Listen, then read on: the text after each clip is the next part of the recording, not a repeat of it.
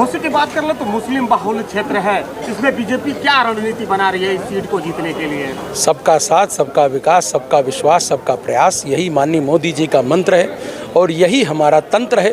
इसके आधार पर भारतीय जनता पार्टी का कमल का फूल खिलेगा और अंधेरा छटेगा और निश्चित तौर पर भाजपा जीत करके आगे आएगी। क्या माना जब पिछली बार बीजेपी की स्थिति देखी गई तो बहुत कम वोटों पे सीमित रह गई थी, तो इस बार क्या रणनीति बना रही है बीजेपी यहाँ पे घोसी में? भारतीय जनता पार्टी घर घर जा रही है, घर घर जा कर के और अपने माननीय मोदी जी के द्वारा, माननीय योगी जी के द्वारा जो जन कल्याण के कार्य हमने किए हैं, जिनमें हमने किसी प्रकार का भेदभाव नहीं किया है, हमने सबको साथ लिया है, न जाति के आधार पर न धर्म के आधार पर हम कोई भेदभाव जब योजनाओं में नहीं कर रहे हैं, तो हम वोट प्राप्त करने में सबसे मांगेंगे और सबका साथ लेंगे।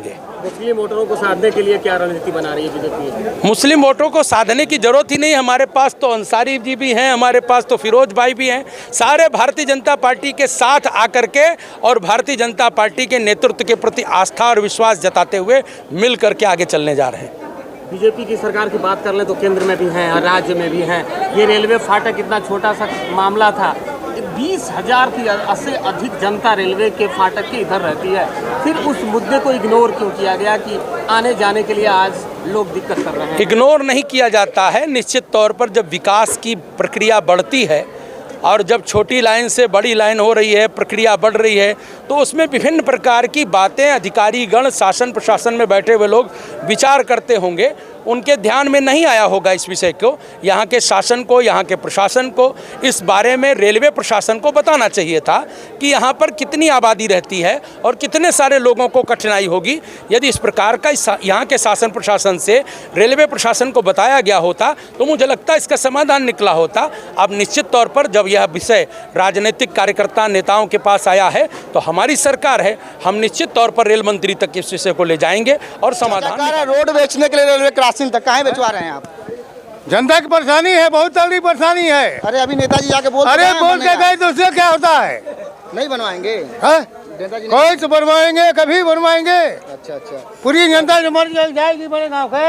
अच्छा। पूर्वी एकदम से निकल के आखिर कौन आसमान पर ले उठा के लेके। एक भैया है काफी परेशान थे बयान देने के लिए, क्या हुआ भैया? कहाँ परेशान थे?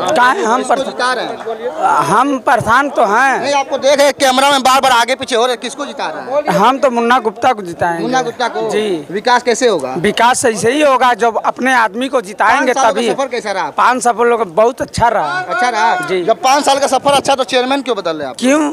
चेंज करना पड़ेगा। रोज रोज दाल भात खाने से अच्छा नहीं रहा है, कभी कुछ चेंज करके खाना चाहिए। घोसी के विकास में हम बात करें, आप लोग की समस्या बहुत बड़ी है कि यहाँ चल के आपको वहाँ तक जाना है और बीच में रेलवे क्रॉसिंग आ जाएगा। हमसे पूछिए, हम बताते हैं चले जाएगा तो आप जा नहीं पाएंगे। हम लोग जाएंगे ही जाएंगे थोड़ा कष्ट से। अच्छा। थोड़ा कष्ट से जाएंगे, घूम कर जाएंगे। मगर क्या आप विश्वास है कि चुनाव बाद 13 तारीख के बाद वो कार्य हो जाएगा आप लोग का? वो तो करने वाले के ऊपर है। अच्छा। अगर करना चाहेंगे तो हो जाएगा, नहीं करना चाहेंगे तो नहीं होगा। अच्छा। हमारा प्रयास क्या रहेगा कि यही कहेंगे। पंचायत में किसको चुनना है? बस मुन्ना गुप्ता को। कोई नहीं चुनना चाहिए। बहुत काम किया, बहुत हमारे भी कर लिया है वहाँ। ऐसा ना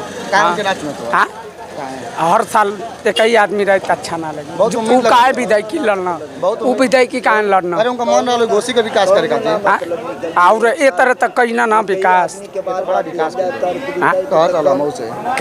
बहुत विकास किया। ठीक है तो हम तो कहते हैं। हाँ, किसको चुनना है? हम तो बीजेपी को चुन रहे हैं और क्या। चलिए, सब लोग बीजेपी को ही चुन रहे हैं इधर। सभी लोग कहेंगे पत्रकार भी क्या हुए, खाली बीजेपी की खबर चला रहा है, इसलिए रखिए। धन्यवाद।